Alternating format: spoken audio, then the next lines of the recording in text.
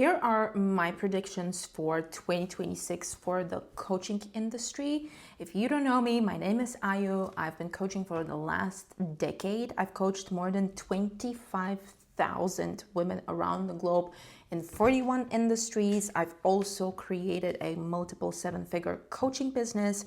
So what I am about to share with you is based on a lot of experience working with so many women, and also my personal coaching experience as a coach myself. Here are the things that are going to be really, really different this year and actually the following years when it comes to coaching. I don't think coaching is going anywhere, by the way. Everybody has been claiming the coaching industry dead. I don't think the coaching industry is going to go dead. I don't think also with AI, there's going to be no demand for human coaches. In fact, what I'm seeing even more is that more and more people, they try the different AI solutions and then they see the gaps and they go back to humans. So don't worry, if you're a coach, I think you're going to be safe. You're going to make a lot of money. But also, if you're not a good coach and if you're not following some of these things that I'm going to share with you, rest in peace your coaching career. I'm just going to be very serious and very honest. It's not going to work. So the number one thing is, what we can be 1,000% sure is that generic type of coaching is going to really struggle in 2026. So if by now you don't have a super solid personal brand, and when I say super solid personal brand, I don't mean having hundreds of thousands of followers. I have probably collectively across all platforms around 25,000 people, but they are extremely engaged buyers. And I have built a brand in the last 10 years, so people do know my name. They recognize me on the street. I know this sounds super tacky, but that's how it is. So if you have a personal brand, potentially you might go away with this. But for most of you who are either starting or you haven't scaled, so for example, you still have a six-figure coaching business, you're not to multiple seven and eight figures. If you are generic, you are going to struggle a lot this year. This is not going to work. So stop just coming up with weird labels and wishy-washy things. People want to know exactly what the transformation is, especially if you are not a name, almost like a cult type of a name. If you're a cult type of a leader, then probably you would survive if you've built a name. But if you are not, people need to understand exactly what you're doing, what your expertise is in, and you have to be focused. I wouldn't say on one thing. Like I wouldn't necessarily say that you have to be a content coach or you have to be nervous system coach. It will be great if you can niche down so much and become an expert in that and show up as the expert. But if you cannot do that, then at least be known for a few things that you do very well, and they're not very different. So if they are super different, it is not going to work. Then the second thing is, I can guarantee you that AI is not going to replace you, but it is going to replace a lot of surface level type of coaching, a lot of wishy-washy, galactic, ultra space, whatnot, feminine energy coaching, what there isn't any substance. So people are not going to be comfortable with that, just because AI is giving goal setting. AI could be accountability. It could track habits. It could give you mindset prompts. You can use AI for journaling. You can do basic business strategy with AI. You can automate things with AI.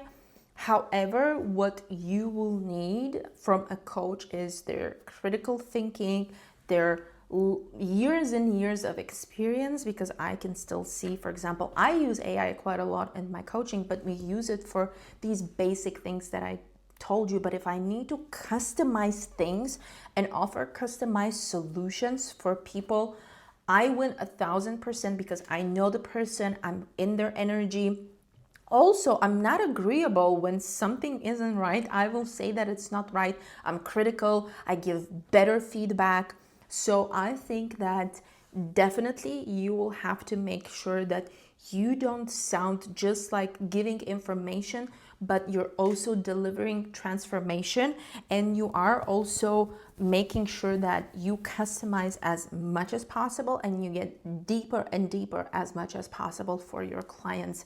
Then another thing is we will see that business advice, mindset advice will not be anymore enough. So we will have to think of how do we also support the body of the client, their nervous system, because we can give tons and tons of information, and I see it with myself. Literally, the second I give more information, more steps, people are getting extremely overwhelmed. And so we need to have in mind physically how they feel, what is happening in their lives, the trauma that they have experienced. So it would be about even somatic practices and emotional regulation and trauma-aware leadership. And it would be more about the human, the person, the human being with the emotion. And I know that this might sound counter to what I said about, not giving generic advice and being as specific as possible. That doesn't mean you should be super technical. It just means that if you want to be a successful coach, you will have to integrate psychology. Please have basic understanding of psychology, neuroscience, and somatics, emotional intelligence, behavioral strategy. So if you're a coach, by the way, get these elements and just buy a couple of books and become better and read on them, because these are extremely, extremely important. And this is not getting in the woo-woo. This is literally basics that you need to cover in order to be able to work with human beings. Then another element is we will see the coaching industry splitting into two sections, and people would treat it as two different things. So for now, they were pretty blurred. I'm talking about selling courses and digital products and one-on-one experiences, close proximity, and so on and so on. What we'll see now is we will have coaches who will focus a lot on selling only digital, and they will go into that space.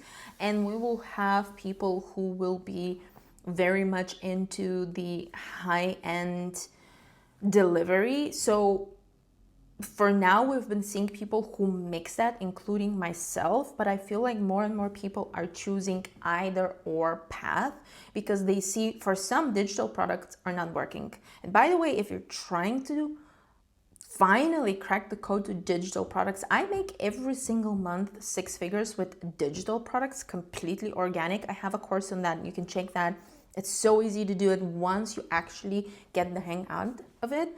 And then I think that people who are not so happy with the one-on-one delivery and constantly being there, they will shift towards digital products. I am still in the middle. I do like close proximity, but I do love my freedom and I don't want to be glued to calls. For example, today, in all honesty, I have more than 12 one-on-one calls, but I have this only once a week, and then the rest of the week I'm completely free.